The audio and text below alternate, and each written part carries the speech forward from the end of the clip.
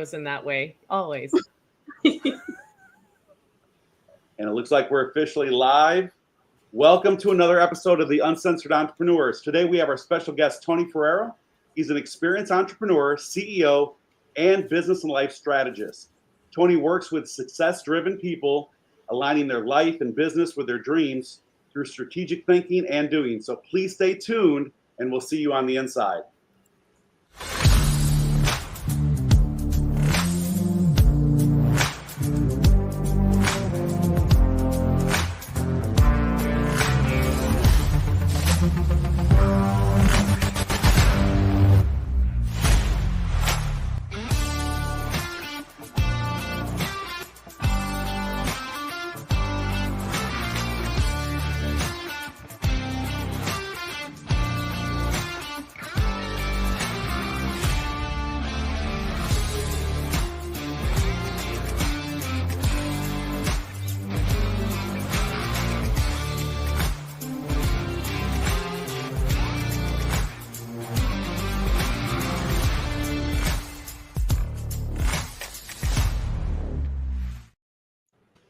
And we're back. Welcome to Uncensored Entrepreneurs. Whoa, we got a guest today. I am so excited to host Mr. Tony Ferraro with us today. I don't know if my internet is cutting in and out or if I'm like choppy, so you'll just have to let me know. But I met Tony a few years back. He was doing a project with Jordan Adler. He is also, on top of being an experienced entrepreneur and buying and selling businesses and being a CEO and doing all these amazing things in the world, he was also a publisher. He got into the publishing world. And I met him when he was doing a book series called Momentum Makers. And it was kind of like Chicken Soup for the Soul for network marketers. And it talked about team building and leadership. But Tony is a coach and a trainer for really high impact people, for people that are here to make a difference in the world. He has done things from big business to heading up church organizations and nonprofits.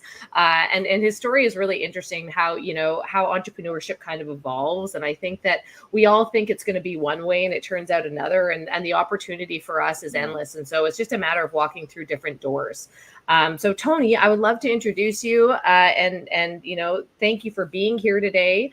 And I would love to give you the floor and allow you to talk a little bit about yourself and share your story with people and how all of this amazingness came to be.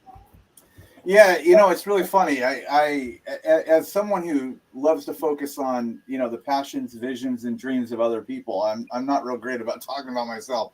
I've been an entrepreneur. I've been entrepreneurial my entire life, since I was a kid, but I really turned the corner, and the sort of that benchmark moment in my life happened in did you guys lose audio? No, we're still here. It happened in about, okay, I thought you lost audio. I lost you. Happened in about 2000, and I had failed at a business, and it was the first time in my life that I said, I failed. And when I said I failed, the person I was talking to said, how does that feel? And I said, it actually feels pretty good. And she, definitely not the answer she was expecting. She said, what do you mean it feels good? I said, I think I finally figured out what I am. Right? I'm an entrepreneur, and I'd rather spend the rest of my life failing at my things than working on other people's things. And that was really that benchmark sort of turning point moment when I realized this is what I'm going to set out to do.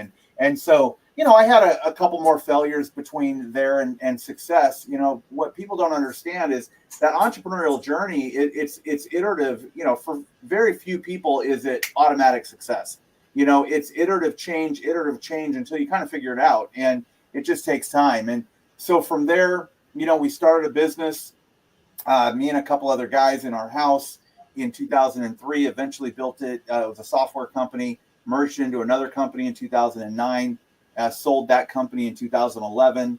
And then kind of everything was changed after that in terms of my entrepreneurial journey. But that's where the passion has been. And then following the exit is when I really got passionate about helping other people, right? I started kind of pouring into other, executives and leaders around the world and coaching them using a proprietary practice on how to align their life and their business with their dreams, because they really do need to dovetail if you're going to be successful at it. And that's what I spent the last really 10 years doing. And I absolutely love it. Isn't that so interesting, you guys? And like here, I'm going to let, you guys get into this, but one of the things that just like really hit home for me is that most entrepreneurs don't have an exit strategy, and you have to work your butt off until you make the money that you need to make to be able to do what you love every single day. And most people don't get over that hump of like doing the grind and going through all the challenges and pushing through to create that exit strategy. So now you just get to operate in your wheelhouse and zone of genius and do what you love and outsource the rest. I love that story. Yeah, absolutely. And I love the fact, Tony, you had mentioned that aligning, their life and business with their dreams.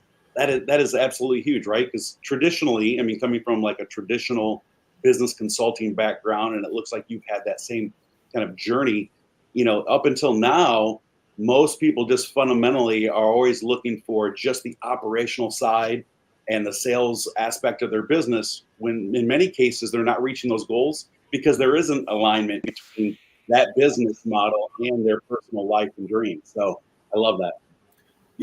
Yeah, thank you for that. The way I look at it, in our life, we've got various domains. We've got our personal life, our financial life, our vocational life, our family life, our spiritual life, our, the physical environment we live in.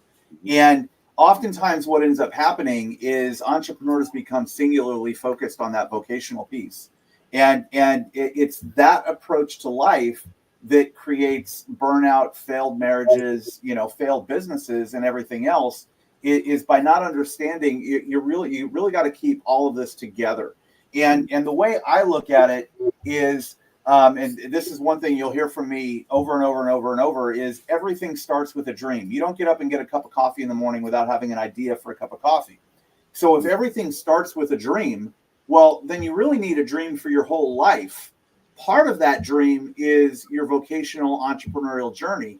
But the rest of that dream is everything else I talked about a moment ago, right? And if you don't understand how those fit together, that's where the balance occurs. It's not balancing your time and your effort between your domains. It's making sure you've got proper perspective on how they fit together and the importance of all of them in the bigger picture, and not losing sight of all those other domains because you get sucked into that entrepreneurial journey, which happens 99 times out of 100 for people. Oh, Wow. So many entrepreneurs right now are struggling. They're struggling with staying consistent, struggling with the economy changing. What would you tell an entrepreneur right now that's on the verge of giving up? Well, first of all, it's important to understand what an entrepreneur is and what kind of makes you one. And I think that's the first piece of that. A lot of people think because they have a clever idea that can sell a lot, that makes them an entrepreneur. That does not make you an entrepreneur. Entrepreneurs know how to solve problems. And what it means to solve problems is to actually deliver a solution on the other side of your idea. And it's a solution that the market is ready for and wants and is repeatable and scalable, right? So that's what actually turns you into an entrepreneur as opposed to an opportunist. And so that's the first thing, is there's a lot of people that are pursuing what they think is an entrepreneurial journey, but it's really an opportunistic journey. And that's where a lot of your frustration hits. Now, the reason I say that, in order to answer your question, is this: it all comes back to the dream.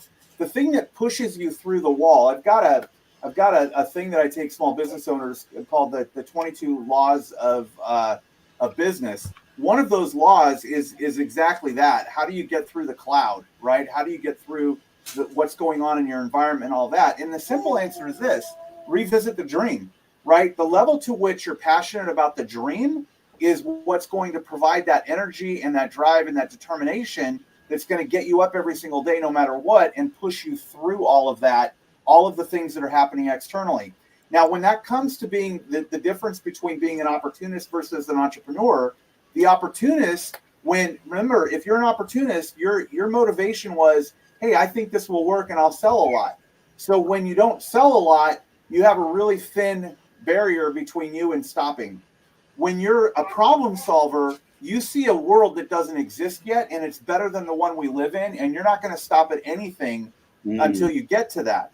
And so revisiting that dream, understanding that dream is what pushes you through the moments you're talking about. And this is why personally, when I talk with a lot of entrepreneurs and business owners, I have a tendency to tell them, look, non-disclosure agreements really aren't that effective, because if you tell somebody and you give them your idea, they didn't have that genesis moment that they got emotionally attached to. Mm-hmm. They were an opportunist. They may be able to go make something out of it, temporarily, but they can't make a real solution for the long term with it.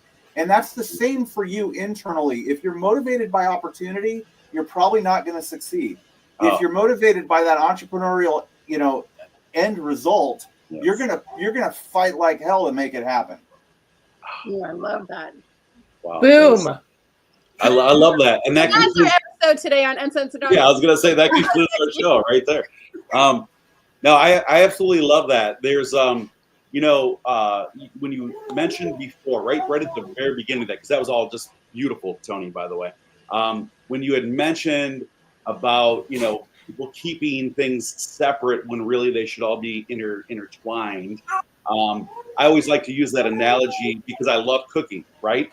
And you think of each little, individual ingredient that you're preparing for this ultimate meal, when really the focus should be, the ultimate meal. You need to do these little things, right? But we get so hung up on one little stage, or we try to keep the buckets separated. People talk about buckets all the time.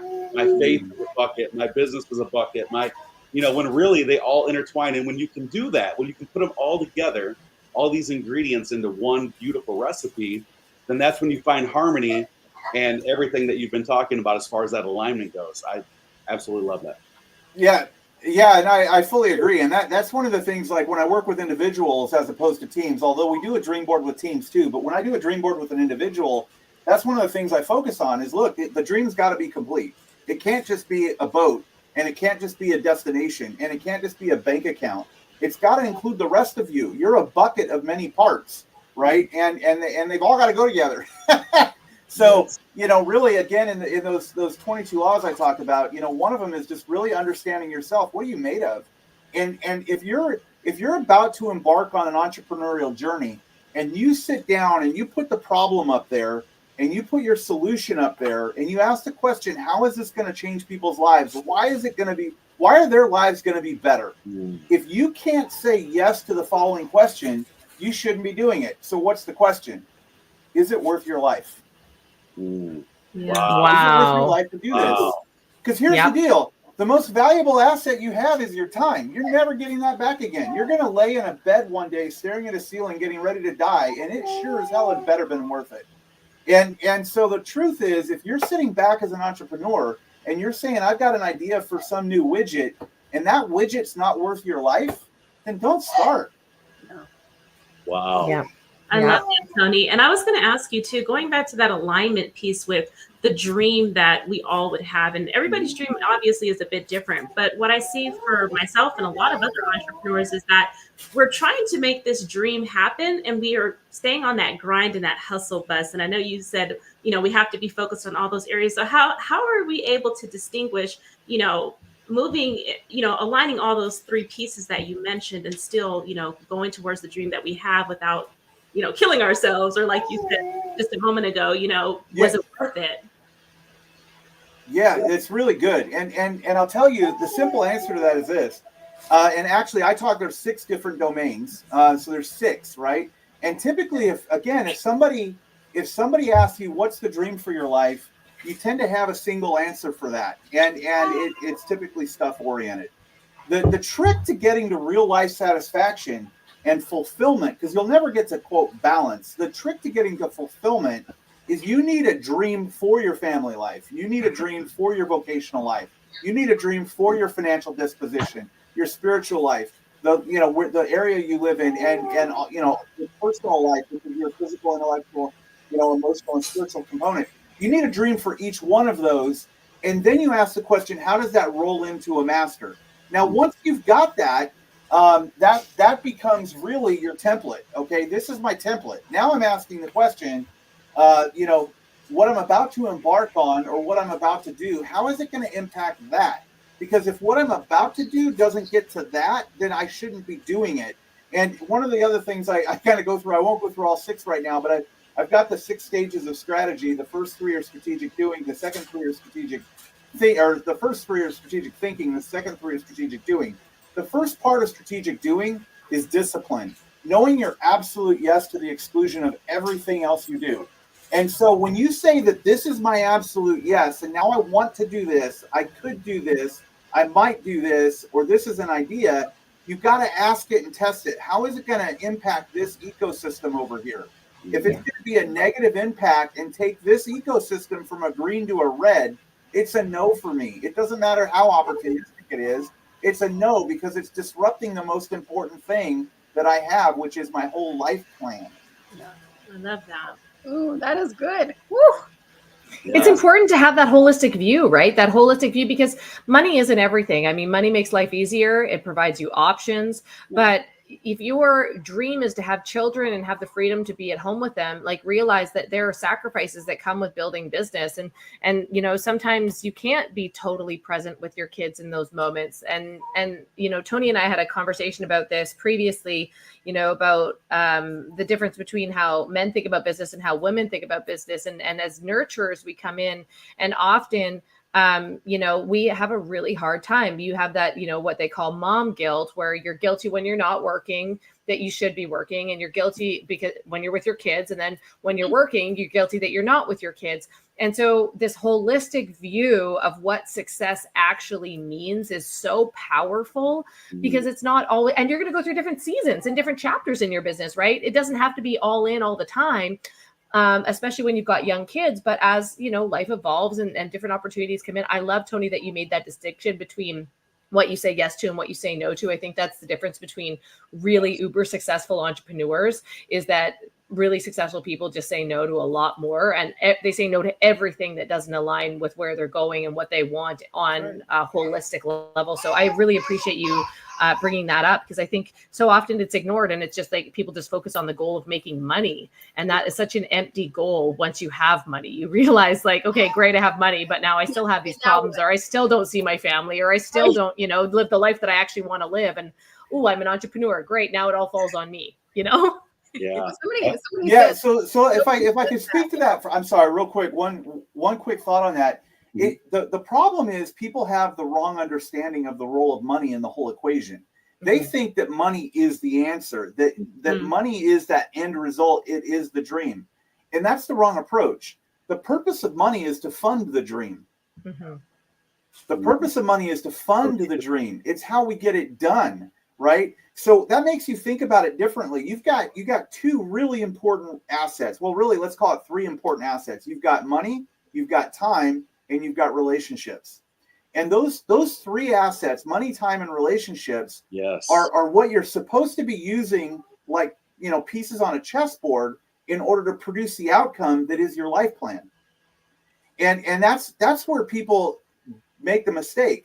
They feel like I'm running and running and running in order to produce the money, and the money is the dream. And that's why so many people, when they get the money, either A, it's completely empty, right? Because it's empty. It's just money. It's a tool, right? Or B, they lose it because they had no plan for management, right? They didn't understand it was a tool.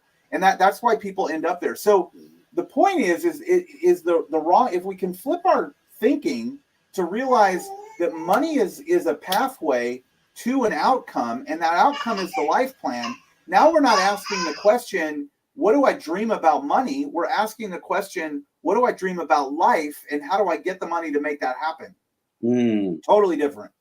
Absolutely. Absolutely. Boy, every single person that's either listening live or will be listening on any other channel in replay, that is probably the most important clip right there. Just the pure fact, because most people don't, you know, they're already thinking, they watch a YouTube video, a TikTok video on, you know, how wealthy they can become when there is no ceiling, and they can become their own boss, an entrepreneur. And that journey, as we all know, we've all experienced, is a very, very hard journey. And I love that you basically summarized all that as, is it worth your life? Because you will go through many different trials, mindset, heart set, soul set, all those things on that journey. Is it worth your time? Is it worth relationships? Is it worth money? But the interesting thing is everyone focuses just on the dollar. And really, at the end of the day, you're right. That is just a vehicle to fund the ultimate goal, your dream, whatever it may be, right? The impact that you're having in serving, the world and your family and everyone else. I love that. That's that's so perfect. The other thing I wanted to just kind of bounce back to the group, Christina, you mentioned the word nurture, and I just put a little note down because I didn't want to overlook the fact, you know, many times entrepreneurs, because we serve in such a big way, many of us have a component of nurturing, right? In whatever that may be. And not only with family, I have even found in my own business and life that many times on this journey, I'm a nurturer to those that I am serving, right? My clients, the community, people that I collaborate with.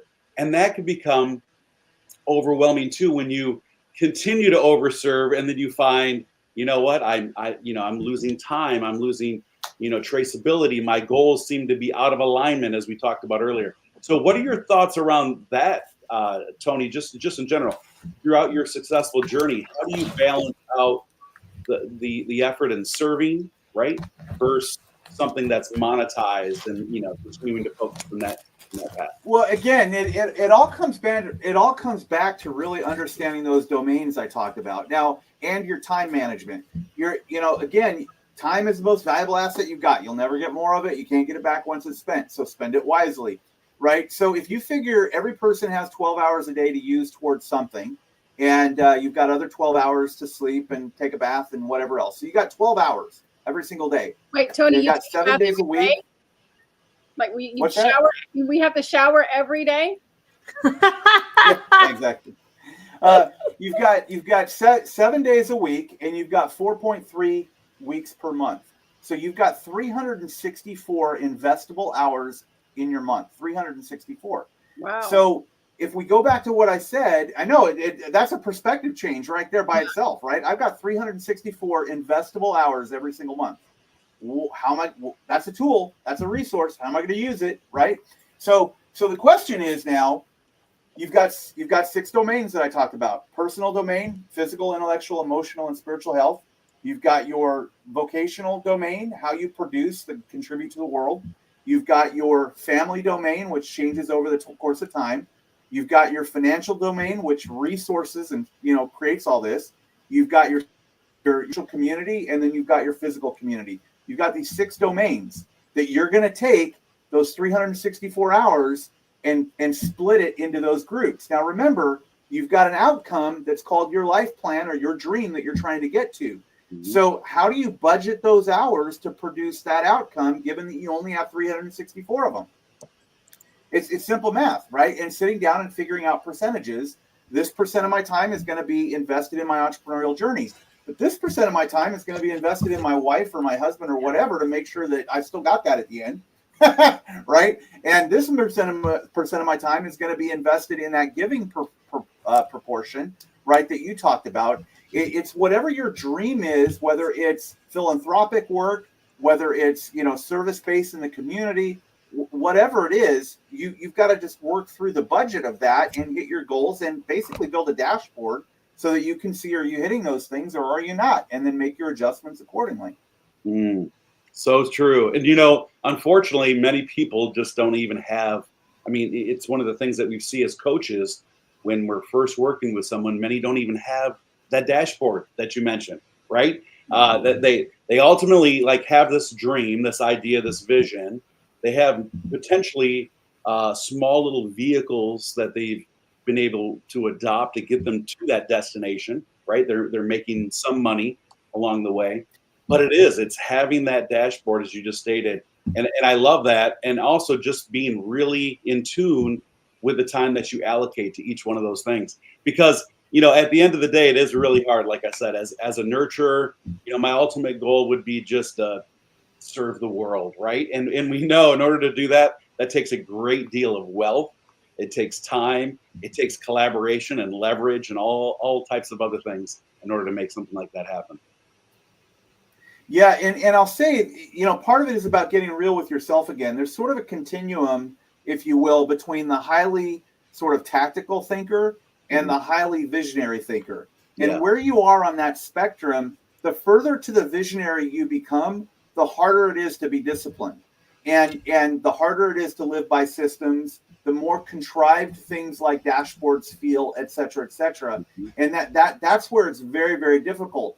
Now, the truth is, your highest level visionaries that can figure those components out, your people, like Elon Musk and Walt Disney, some of these guys, and Steve Jobs, that can figure out the discipline to move it forward, those guys are really successful. Unfortunately, 99.99999% of visionaries struggle with that, and they can't do it. And that's why the failure rate is so high, because it's typically those high visionaries that step into the entrepreneurial space because they can also tolerate high risk and high change, right? And that's where failure happens. And so really getting to the point that you just talked about, understanding that you really do need a dashboard. You need that accountability. The more of a visionary you are, the more external accountability you need, because there's none inside. The way I like to describe myself on that visionary spectrum is there's no box. Like, there is no box. A box is a limit, right? It's a barrier. It like, why would there ever be a box? That's how my brain works. But there's the part of me that the conscious that says, okay, I can't give into that. Right? I can't give into that. I can't live over here all day, because that's just an amorphous sort of world without discipline, and it lacks progress. And so that dashboard component and external accountability, the higher visionary you are, the more important those two pieces are. So true. By the way, Christina, I know you said, don't mind me, I'm just sitting here taking notes. Right? I don't even know how you're able to write this fast, because there's so much content. What? Yeah, there's so much awesome content just packed in here, which is why I'm so glad we're capturing it in both video and audio. Yes. And by the way, just a quick little kind of housekeeping note. Sometimes, StreamYard does lag depending on how many different things we have going. When it does, the audio still streams. So just to kind of be conscious of that. We're still capturing all this wonderful content along the way. And so based on that, Tina had said again, what are the different buckets? Since you're taking notes, Christina, but when, you're giving away a lot here, Tony. And I think in the very beginning, I remember you saying, I'm not going to necessarily get into all of them. And I think we're asking so many questions. Leave it to us to bring it all out. I'm happy to run through them again. Yeah, and this is so basically there's 6. You've got your personal domain, which is your physical, intellectual, emotional, and spiritual health. Then you have your family domain, which obviously changes over the course of life, right? Your family dynamic changes. Then you've got your vocational domain. Now, the way I describe vocation is how you contribute to the world, right? Because some people are they're philanthropists. That's all they do, and they're able to do that. It's still a vocation, right? So how you contribute to the world. Then you have your financial domain, which is how you fund everything. And the reason I separate that out, and a lot of life coaches don't necessarily separate that out, but it gets forgotten, and it's so important. It's the infrastructure, right? By and large. Then you have your spiritual community or church, or however you want to characterize that. I characterize it as church, but nonetheless, you can do that however you like. And then you've got the physical environment that you live in, your physical community or geography. And 5 of those, I added the financial domain. 5 of those actually came from some training that I did under Tom Patterson's program 10, 15 years ago, if you're familiar with him. But so he's got the 5. I added the 6 after doing a lot of working with executives and figuring out that financial domain was really important and often forgotten. So I added that one. But nonetheless, it's about really coming up with a dream for each one of those components, and then tying that together in sort of a meta narrative that is the story of the life that you want to have. And then this is the critical part, what does that look like? So often when we talk about dream making and dream planning or life, sort of planning, we get focused on, again, the tangible stuff of it looks like an RV. It looks like a trip to Italy. It looks like whatever. But what does it look like for your spiritual health to be really in a great place? right? How would you describe that graphically? How would you describe graphically what a happy workplace looks like for you vocationally, right? How would you what words would you put around the physical community that you live in that would help somebody else understand what your dream is for where you live, right? Those pieces are just as important. So you've really got to fill out the whole picture so that nothing gets left. Otherwise, what's going to happen is you're like the guy that goes in the gym and only does biceps, right? That's what ends up happening. There's That's more a to good- you than biceps. It has the chicken legs. Yeah. Oh man, Yeah, that's that's such just a it. good Oh, analogy. yeah, that has a little chicken legs. So, Tony, you mentioned this dashboard and you talk about the check boxes that we can use. I mean, it sounds like a lot of different areas of my life that I now need to manage or pay attention to. So, how do you guide entrepreneurs in making sure that they're able to tap into each one of those? Because each of those buckets also had a lot of elements that you just mentioned. Yeah. Yeah, they do. And so, I don't want to be salesy, but I've got a 2-day process that I take people through. Over the course, we go all the way from the time you were born until what your plans are after you're dead and gone, right? What's that whole journey and what's the outcome? And out of that, we build a 3-panel dashboard that really sums it all up, and we create a metric system that helps you really know day to day how are you doing against that red, yellow, green. Are you moving towards health or away from health? And then, of course, you've got the outcome of an actual, now let's put a 6-month, 1-year plan together. These are the things you need to go do in each one of these areas. And again, that separation of the buckets is what causes so much problem for people, right? Mm-hmm. If everybody's got a to-do list for their, a set of goals and to-dos for their vocation. Everybody successful has that. Some people have a similar thing in their marriage or at home. Very few people, or maybe they have it for their finances, but few people have that for their family. Few people have that for their spiritual life, right? We don't do the same thing. So in that process, we really do that, and we create the practice and habit of thinking that way. And then the nice thing is we also build a filter. And this is the most important piece, right? Is like, okay, I always tell people when I go through this process, the whole 2 days we just spent was to really get to the filter. That's what this is really all about.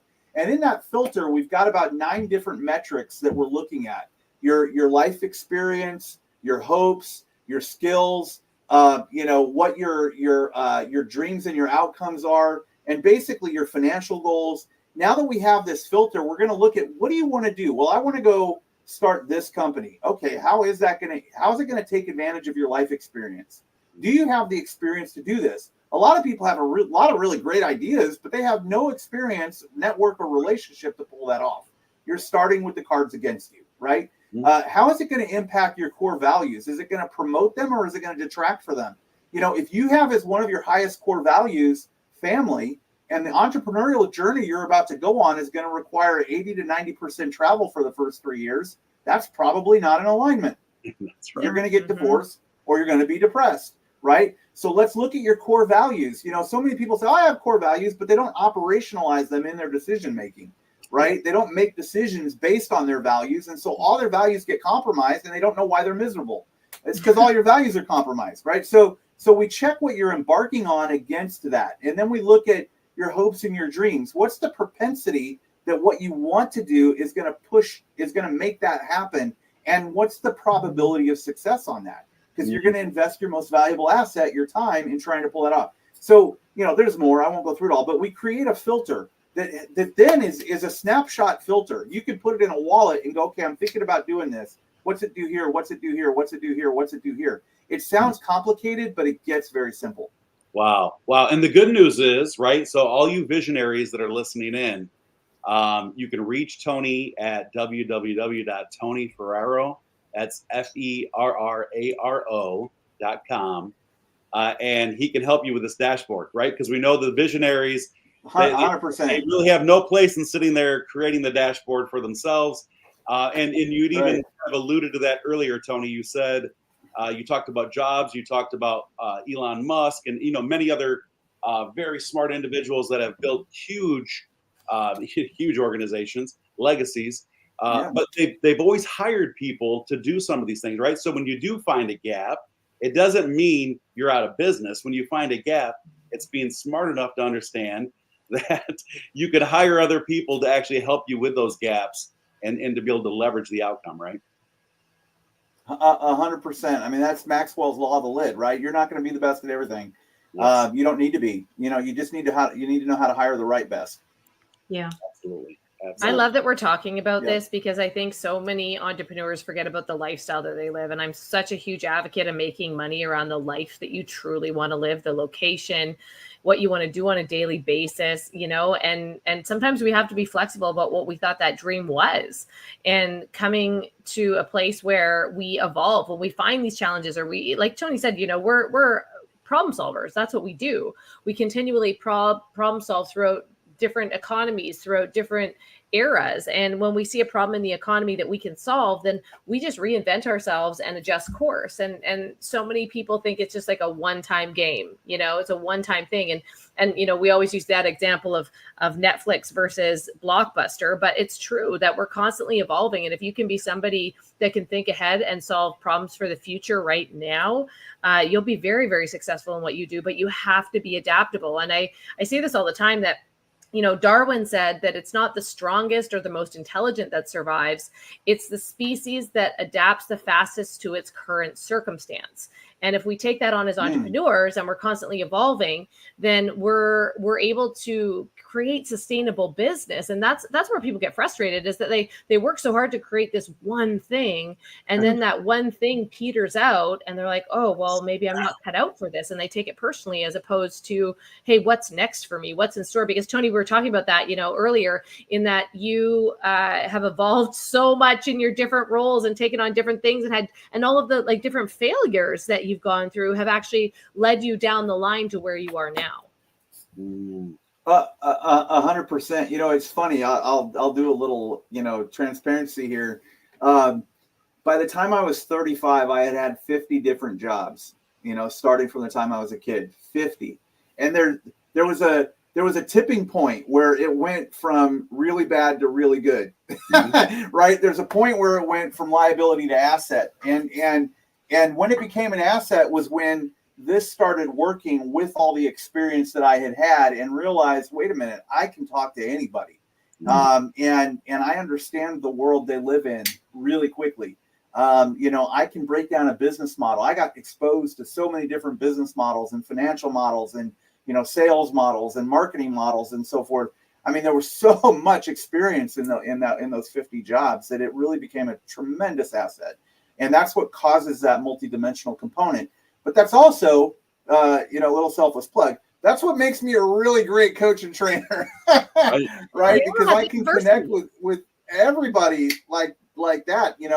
I've had clients that former CEO of Family Restaurant Group, 25,000 employees, owned everything from Jack in the Box to Charlie Brown's, El Torito, wow. And I've also had, single entrepreneur guy, solopreneur guy with the window business, and everything in between. And I've worked with churches all over the world. And I mean, it's like that vast experience just really, truly becomes an asset at some point.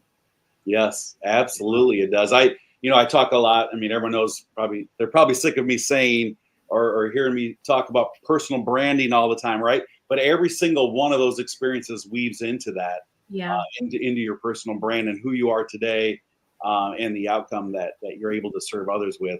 And likewise, my resume is right there with you, Tony. And I laugh sometimes because my wife, she still works in corporate America, and everything's very structured. It's black and white, especially in her department, the financial, right? The finance department.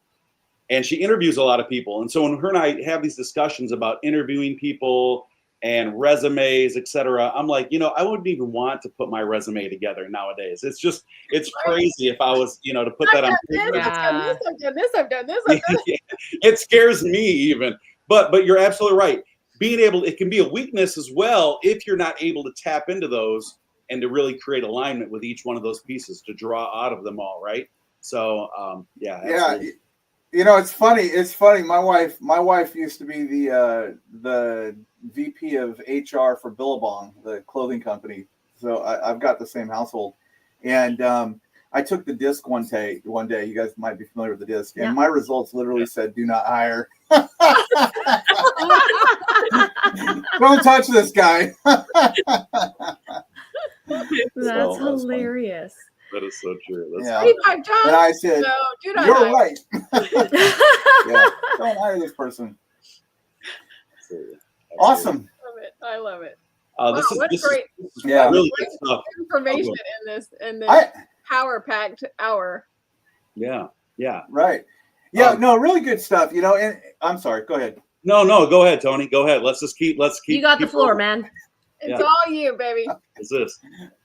Yeah, the thing is, this is. I guess I'll go through those 6 steps now. I wasn't gonna, but I will. The 6 All steps right, of strategy. I knew we could get it out of it. There we go. All right. This is what I'm doing Robert it for a really reason. wanted. So, This is the result. So one of the things, one of the core things that I really teach, and I'm really, really, really, really passionate about is that there's really 2 components to strategy. And most of the time we think of strategy as, quote, planning for tomorrow today. Strategy gets limited to the planning component, right? And I think that there's more to it than that. So I break strategy really into 2 groups. There's strategic thinking and then there's strategic doing. And the strategic thinking part involves, first of all, like I said, everything starts with the dream. So the first part of strategy is the dream. You've got to have what I call your strategic framework in place, the chassis, if you will. That's your vision, that's your mission, and that's your core values, right? You need to understand, where you're headed, how you plan to get there, and the character you're going to have along the way, because those are the guiding principles, right? So that's the first step of strategic thinking, is really that dream component. The second piece is what I call direction, which asks the question, where am I in relationship to the dream? This is so important for young entrepreneurs, and this is where so many people fail.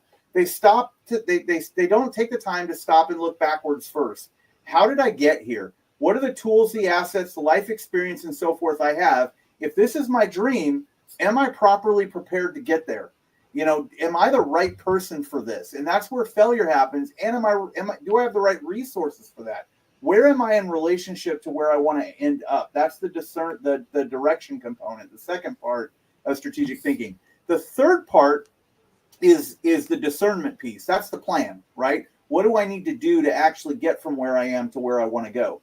Now, most of the time when organizations, businesses, or individuals do strategic planning, that's where they stop. They stop with the dream, the direction, and the discernment. And the problem is that didn't do anything. That was a great idea session. You had some fun with a blue sky moment, but you feel really good. But where do you go from here, right? And that gets into that second half, which is the strategic doing piece. The first piece being discipline that I talked about, knowing your absolute yes to the exclusion of everything else.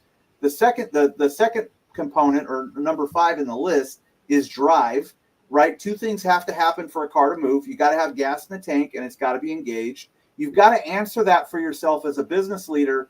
How are you going to stay engaged with your idea? This gets back to what Tina had asked me earlier. How are you going to stay on the path? How are you going to put fuel in your tank when there isn't any fuel left, right? What are you going to do to keep that full? And then you get into the last part, which is delivery. And delivery is, telling people broadly and regularly how you're doing at accomplishing your goals. Celebrate those wins. And there's a big reason for this. A lot of people are very shy. We start out on an entrepreneurial journey often with, some kind of imposter syndrome because we haven't proven it out yet. Absolutely. So we don't even tell people when we're winning along the way because we haven't gotten to the end result and we're not fully convinced inside of our heart that anybody cares what we're doing. And so we don't tell anybody. So we're not celebrating those wins. Guess what? Those wins are fuel for your own fire. But more important than that, when you've got 6 steps to get to the end, and you tell people you're on point 4, and you say, hey, I did this, and I'm so excited about where I'm at. I'm just telling you, they're all going to ask you the same question. What's next? Right? Yeah. So you're building in self-accountability when you tell people how you're doing on the journey. You're moving yourself forward by involving your community, right? So here's why I brought that up in all of this. That whole exercise, right? All those different parts of strategy, if you will, if you can get focused every single day on asking yourself, what is my dream? Where am I in relationship to it? What's my plan for the next step? What am I being distracted by anything? How do I stay on course? how am I going to put fuel in my tank today? Because I don't have any. I'm waking up. I'm feeling the doubt. I'm feeling what everybody's telling me around me. Okay, I had a small win today. It doesn't matter how small it is. I'm going to pick up the phone and call somebody, so I'm encouraged. You will be successful.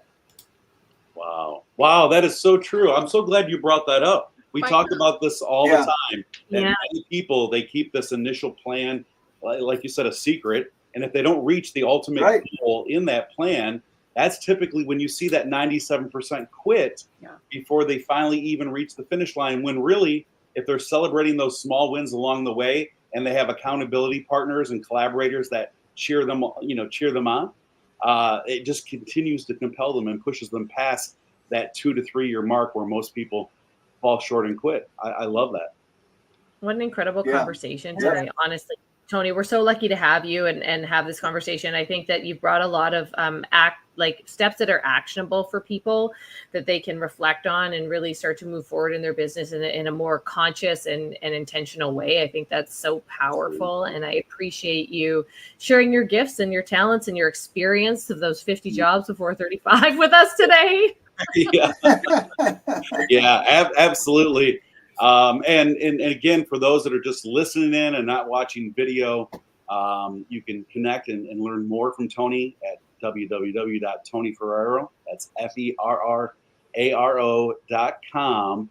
And then you can find out, get a little bit more in depth with those 6 steps and also learn a little bit more about creating a dashboard, right? So that you have these metrics to govern your life and business by.